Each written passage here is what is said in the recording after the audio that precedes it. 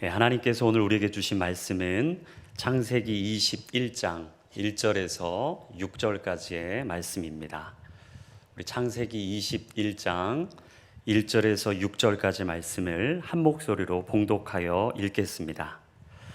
여호와께서 말씀하신 대로 사라를 돌보셨고 여호와께서 말씀하신 대로 사라에게 행하셨으므로 사라가 임신하고 하나님이 말씀하신 시기가 되어 노년에 아브라함에게 아들을 낳으니 아브라함이 그에게 태어난 아들 곧 사라가 자기에게 낳은 아들을 이름하여 이삭이라 하였고 그 아들 이삭이 난 지 8일 만에 그가 하나님이 명령하신 대로 할례를 행하였더라. 아브라함이 그의 아들 이삭이 그에게 태어날 때에 100세라. 사라가 이르되 하나님이 나를 웃게 하시니 듣는 자가 다 나와 함께 웃으리로다. 아멘. 몇 해 전 한 청년이 저에게 상담을 요청했던 적이 있습니다. 감사하게도 상황이 되었고 시간이 되어서 그 상담의 요청을 수락을 하고 그 근처에 있는 사무실로 자리를 옮겨서 서로 이야기를 시작했습니다. 근데 사실 조금 걱정되었던 것은 그 친구 얼굴이 너무나 어두웠기 때문에 혹시라도 그 마음에 어떤 마음을 가지고 있을지 예측이 잘 되지 않는 상황이었습니다. 근데 대화를 나누다 보니까 이 청년이 심각한 우울증과 불면증을 경험하고 있다라는 것을 알게 되었습니다. 그렇게 이야기를 계속해서 진행을 하는 가운데 왜 이렇게 이 청년의 마음이 아팠는지, 그리고 이 청년의 고민과 또 의문이 무엇인지를 하나하나 알 수 있게 되었습니다. 목사님, 이 정도의 대학을 나와서 제가 앞으로의 미래를 준비할 수가 있을까요? 지금 다니는 직장, 이 직장을 가지고 제 미래의 청사진을 그려낼 수 있을까요? 결혼도 하고 싶고 자녀도 낳고 싶은데 과연 이것이 내 인생 가운데 가능한 일일까요? 계속해서 이 청년의 마음 가운데 자신의 인생의 설계도가 그려지지 않아서 너무나 답답하고 막연하다라는 이야기를 줄기차게 저에게 했습니다. 그런데 제가 보기에는 이 청년의 학교가 나쁘지 않았습니다. 지금 다니고 있는 직장으로도 충분해 보였습니다. 그런데 그 청년은 아무리 생각해도 자신의 앞에 있는 미래가 너무나 불투명해서 인생의 설계도가 그려지지 않아서 막막하고 답답하다는 겁니다. 그렇습니다. 우리는 인생의 설계도가 그려지지 않을 때 이 뜨거운 태양볕 밑에서 꼭 그 사막 한가운데 덩그러니 홀로 남겨진 것 같은 느낌을 받을 때가 있습니다. 비단 이 청년의 이야기겠습니까? 아마 이 자리에 있는 모든 성도님들의 삶 속에도 이런 고민 한 번쯤 다 해보셨을 겁니다.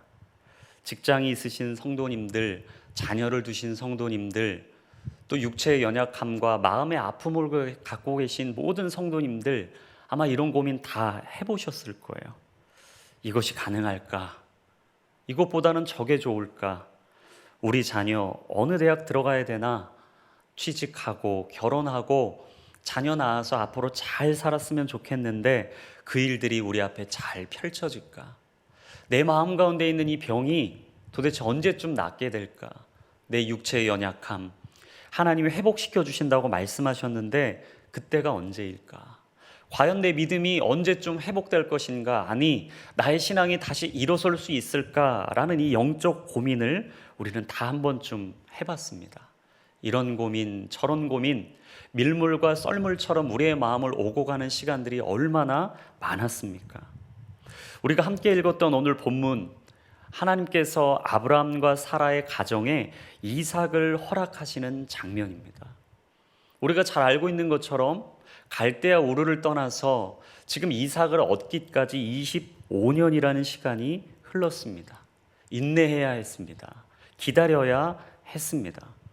그동안 아브라함과 사라의 인생을 한번 생각해 보십시오. 정말 파란만장한 인생이었습니다. 그들은 자신들이 만들어 놓은 인생의 설계도가 최고라고 생각했습니다. 아니, 이 설계도 말고는 한 번도 인생의 다른 설계도를 생각해 본 적이 없었습니다. 그런데 오늘 하나님께서 그들의 인생에 개입을 하시고 그들의 인생 가운데 하나님 나라의 인생 설계도를 펼쳐 보여주시는 겁니다. 오늘 본문의 1절과 2절 말씀을 한 목소리로 읽겠습니다. 여호와께서 말씀하신 대로 사라를 돌보셨고 여호와께서 말씀하신 대로 사라에게 행하셨으므로 사라가 임신하고 하나님이 말씀하신 시기가 되어 노년의 아브라함에게 아들을 낳으니. 1절과 2절을 보시면 여호와께서 말씀하신 대로 사라를 돌보셨다. 그리고 여호와께서 말씀하신 대로 사라에게 행하셨으며 하나님이 말씀하신 시기가 되어 아들을 낳게 되었다라고 이야기를 합니다. 여기서는 무엇을 강조하고 있을까요? 크게 우리는 두 가지의 뜻을 발견합니다. 첫 번째는 하나님의 언약과 약속, 이 생명의 말씀은 하나님의 때에 반드시 성취된다라는 것입니다. 하나님이 우리에게 말씀을 하셨으면 하나님께서 우리 사업과 일터를 다시 회복시켜 주실 것이다 라고 말씀을 해 주셨으면, 하나님께서 우리의 가정에 예배의 제단을 다시 세워 주실 것이고 우리 자녀들을 붙들어 일으켜 주실 것이고 우리 남편이 반드시 하나님 앞에 다시 돌아오게 될 것이다 라고 약속을 해 주셨으면 언제입니까? 우리의 때가 아니라 하나님의 때에 그 일이 이루어진다라고 말씀해 주셨다라는 것입니다. 그렇다면 우리가 해야 할 일은 무엇입니까? 하나님의 그때를 기대하고 고대하며 기도하며 인내하는 것입니다. 또 한 가지 숨겨진 의미가 있죠. 그것은 이삭은 하나님께서 주신 선물이라는 겁니다. 아마 인간적인 관점으로 보면 아브라함과 사라가 한 몸을 이루어서 낳은 자녀라고 생각할 수 있습니다. 사실 이 자리에 계신 성도님들도 그렇게 다 생각하실 겁니다. 부부가 부모된 마음으로 한 몸을 이루어서 낳은 내 자녀라고 생각을 하는 거죠. 그래서 부모님들이 자녀를 친근하게 부를 때 뭐라고 이야기를 합니까? 내 새끼 이럽니다. 내 새끼. 아이고 이쁜 내 새끼. 손주를 보신 할머니 할아버님들도 아이고 내 새끼 그럽니다. 내가 안 낳았는데 내 자녀가 낳은 손주인데 내 새끼라고 이야기하는 것은 무슨 뜻이 내포되어 있는 겁니까? 내가 낳았다는 겁니다. 내 자녀고 내 손주고 내 것이라는 마음이 그곳에 고스란히 스며 있는 거죠. 그런데 오늘 성경이 우리에게 말씀합니다. 여호와께서 말씀하신 때에 낳은 자녀다. 여호와께서 말씀하신 대로 낳은 자녀이다. 하나님의 자녀라는 겁니다. 하나님께서 이 가정의 선물로 주셨다는 거죠. 창세기 17장에서 언약과 약속대로 주신 하나님의 선물이라 라고 말씀하는 겁니다. 창세기 17장 19절 말씀입니다. 하나님이 이르시되 아니라 내 아내가 사라가 내게 아들을 낳으리니 너는 그 이름을 이삭이라 하라. 내가 그와 내 언약을 세우리니 그의 후손에게 영원한 언약이 되리라. 하나님께서 분명하고 선명하게 약속과 언약을 말씀해 주셨습니다. 그런데 아브라함과 사라 마음에 안 믿어지는 겁니다. 왜 그렇습니까? 벌써 창세기 16장에 하갈을 통해서 이스마엘을 낳았거든요. 하나님의 인생 설계도가 아니라 우리가 짜놓은 바로 내가 설계해 놓은 인생의 설계도대로 벌써 이스마엘이 우리 인생에 왔는데 과연 17장에 말씀하신 이 말씀이 그들의 마음 가운데 들어왔을까요? 허무맹랑하게 느껴지는 겁니다. 현실성 없이 너무나 추상적인 비현실적인 마음이 그들에게 느껴지자 그들은 마음 가운데 갈등하기 시작합니다. 사실 우리도 그렇습니다. 우리 안에 있는 영적인 갈등이 무엇입니까?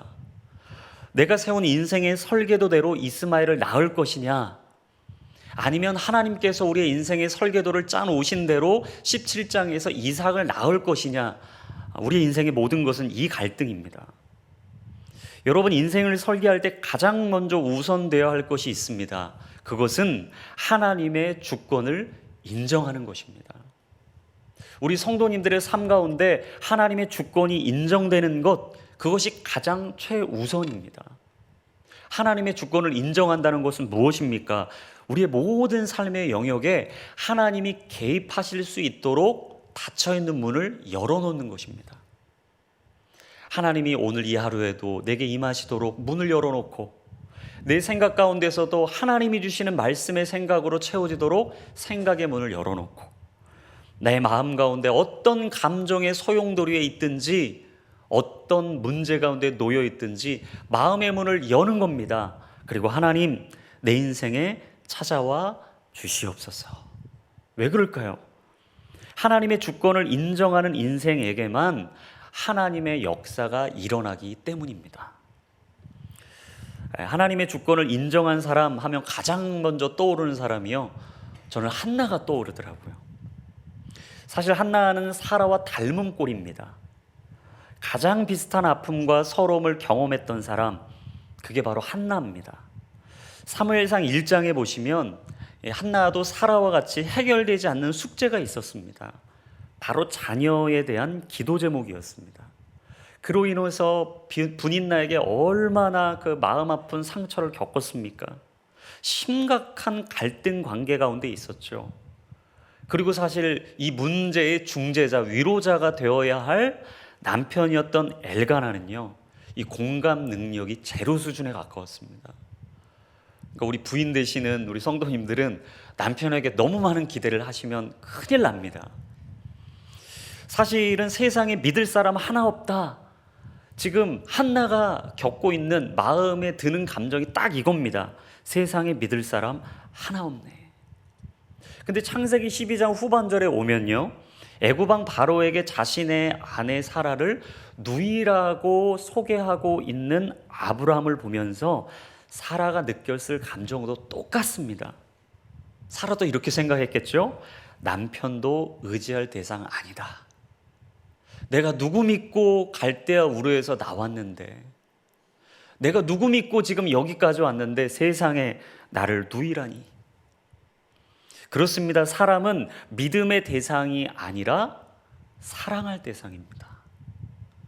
이 사실을 뼈저리게 느끼자 한나는 하나님 앞에 나아갈 수밖에 없었습니다. 사무엘상 1장 10절과 11절 말씀 우리 한 목소리로 읽어보겠습니다.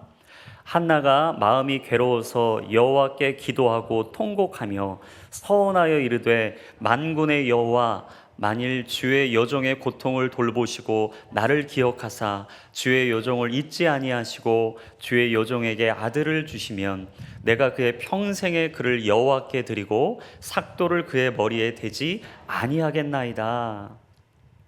한 연구 기관에 따르면요, 사람은 긍정적인 감정보다 부정적인 감정을 1.4배나 더 오래 품고 있다고 합니다.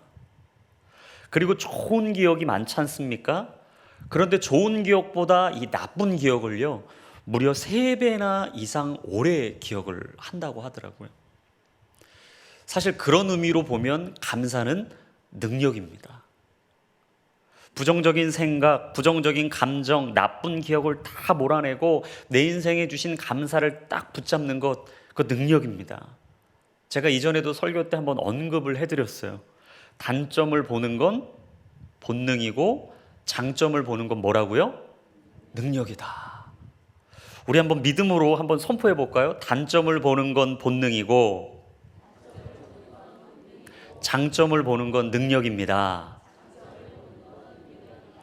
예, 혹시라도 이 단점만 보였던 분들 빨리 그 본능을 내려놓으시고 그 상대방에게 하나님이 심겨 놓으시고 영적 DNA로 만들어 놓으신 그 장점을 더 많이 볼 수 있기를 간절히 소원합니다.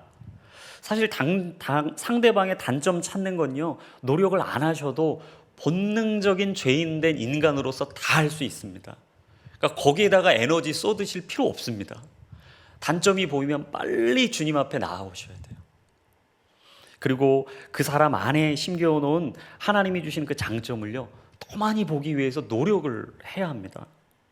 이 미국의 컴퓨터 과학으로 유명한 교수님이신 랜디 포시 교수님이요, 마지막 강의라는 책을 통해서 이런 이야기를 했어요. 그 책에 있는 한 대목을 제가 좀 읽어드리겠습니다. 장벽이 나타난 것은 이유가 있다. 장벽이 거기 서 있는 것은 가로막기 위해서가 아니며 그것은 우리가 얼마나 간절히 원하는지 보여줄 기회를 주기 위해 거기 서 있는 것이다. 우리가 인생을 살아가며 장벽을 누구나 다 만납니다. 근데 그 장벽을 만날 때마다 디딤돌로 볼 것인가 아니면 걸림돌로 볼 것인가, 그건 우리의 선택과 결정의 문제라는 겁니다. 내 옆에 수많은 아름다운 하나님이 붙여주신 사람들이 있습니다. 근데 내 옆에 있는 사람을 방해자로 볼 것인가 아니면 하나님이 내 인생에 주신 조력자로 볼 것인가, 그건 우리의 영적인 선택이라는 겁니다. 그래서 우리가 영적인 필터링 작업을 제대로 하지 않으면 부정적인 감정과 나쁜 기억에 매몰될 확률이요, 평소보다 무려 몇 배가 높아지는 거죠? 4배가 높아지는 겁니다.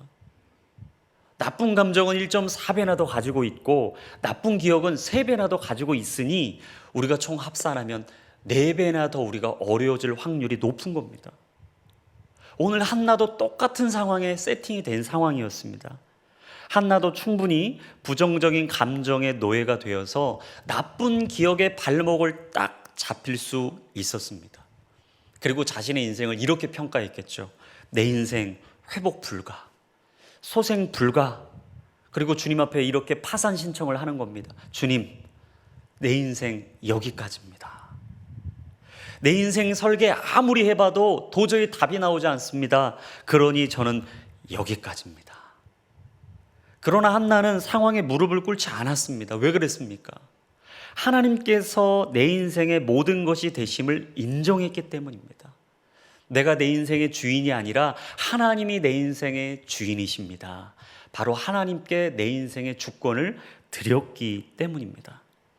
내가 인생의 설계도를 그리는 것이 아니라 여호와께서 말씀하신 대로 하나님의 시기가 되어 하나님의 인생대로 살기를 원합니다 라고 한나는 마음을 먹었던 거죠.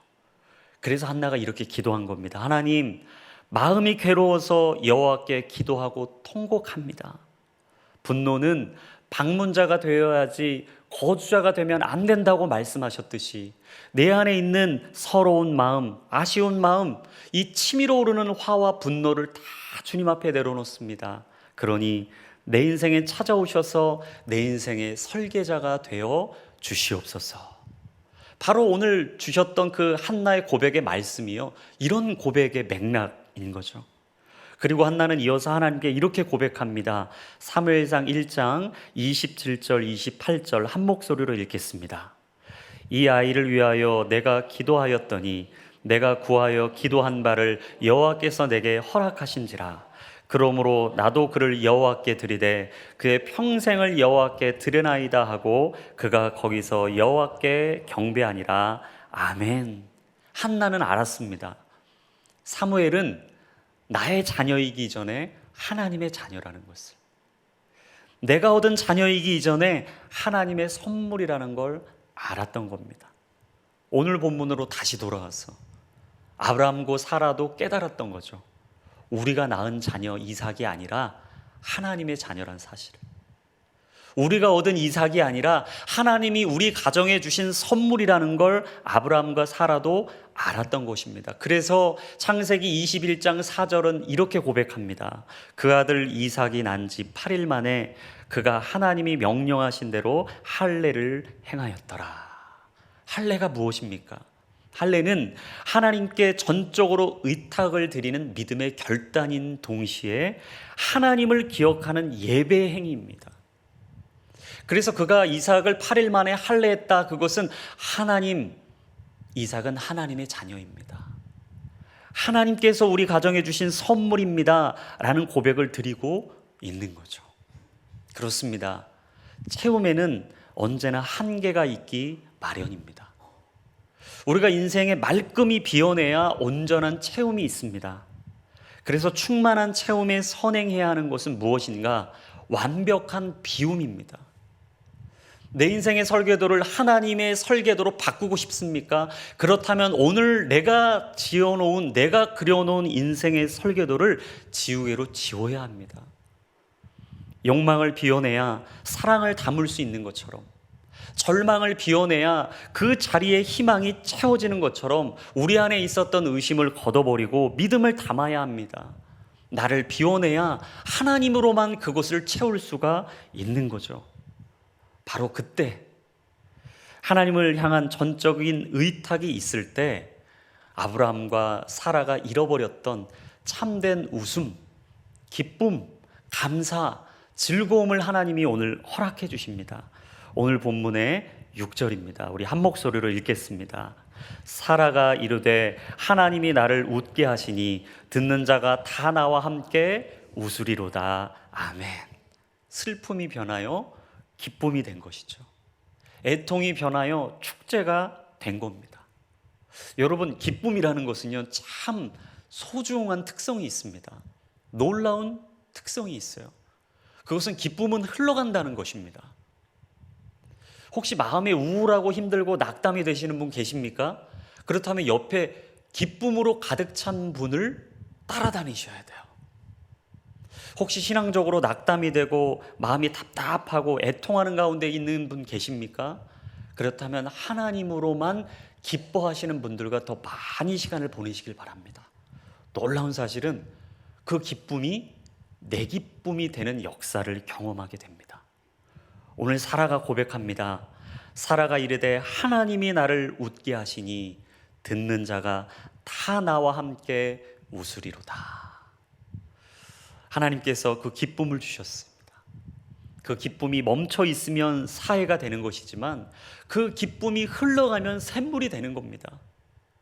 오늘 하나님이 내게 주신 이 강 같은 기쁨, 이 강 같은 평화가 내 안에 있을 때, 그 예수 그리스도께서 허락하신 참된 기쁨이 있을 때 우리의 삶은요, 기쁨으로 가득해질 겁니다.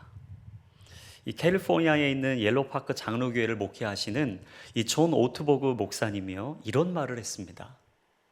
주님과의 화해와 연합은 우리에게 사랑과 만족, 기쁨과 감사, 그리고 완전한 평안을 준다. 여러분, 우리가 잃어버렸던 이 영적인 기쁨을 회복하는 것, 그것은 주님과의 화해라는 것이죠.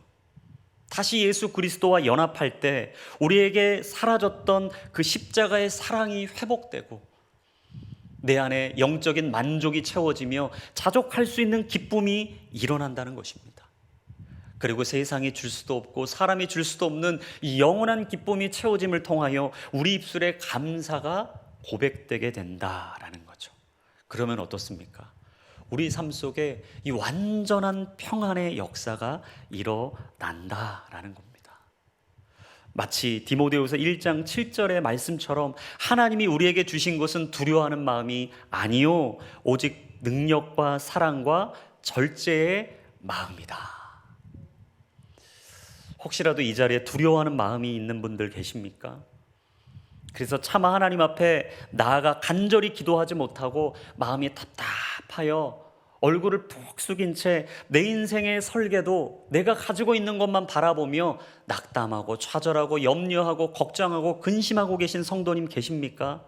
그렇다면 오늘 주님을 바라보십시오. 그 주님과 함께 그 길을 걸어가기로 결단하십시오. 사단이 주는 것은 불안입니다. 불신입니다. 두려움입니다. 하지만 하나님이 우리 가운데 주시는 것은 무엇입니까? 불안이 아니라 평안입니다. 불신이 아니라 믿음입니다. 두려움이 아니라 용기와 담대함을 주시는 것입니다. 하나님께서 오늘 예수 그리스도와 함께 연합하여 믿음으로 그 길을 걷고자 하는 모든 인생 가운데 주시는 이 놀라운 영적인 기쁨, 이 기쁨이 오늘 이 자리에 계신 모든 성도님들의 삶 가운데 충만하게 임하기를 간절히 소원합니다. 우리의 삶 속에 있었던 인생의 설계도 주님 앞에 다 내려놓고 하나님께서 써내려 가시는 아름다운 인생의 설계도를 함께 그려갈 수 있는 저와 우리 성도님들의 삶이 될 수 있기를 주님의 이름으로 축원합니다. 우리 같이 그 마음을 가지고 찬송하며 나아갔으면 좋겠습니다. 오늘 우리가 찬양하며 고백했던 찬양을 좀 주님 앞에 드렸으면 좋겠는데요. 더 원합니다 라는 찬양, 그 진짜 예수님과 함께 드리는 그 고백이야말로 정말 하나님이 기뻐 받으시는 고백이 아닌가 싶습니다. 예수님 사랑합니다. 예수님 사랑합니다. 온 마음 다하여 주님을 사랑합니다 라는 이 고백을 주님 앞에 드리며 나아갔으면 좋겠습니다. 우리 더 원합니다. 함께 찬송하도록 하겠습니다.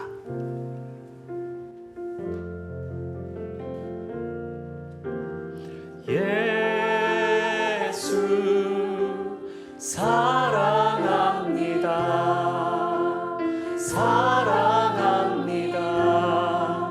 온 마음 다하여 오직 주님 한 분만 간절히 더 원합니다. 예수님 사랑합니다.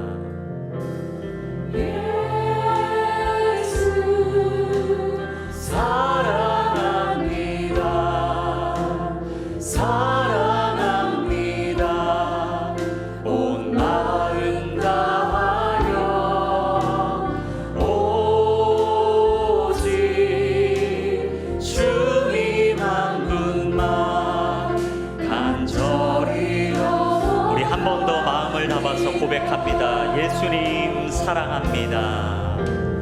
예수 사랑합니다. 사랑합니다. 온 마음 다하여 오직 주님 한 분만 간절히 더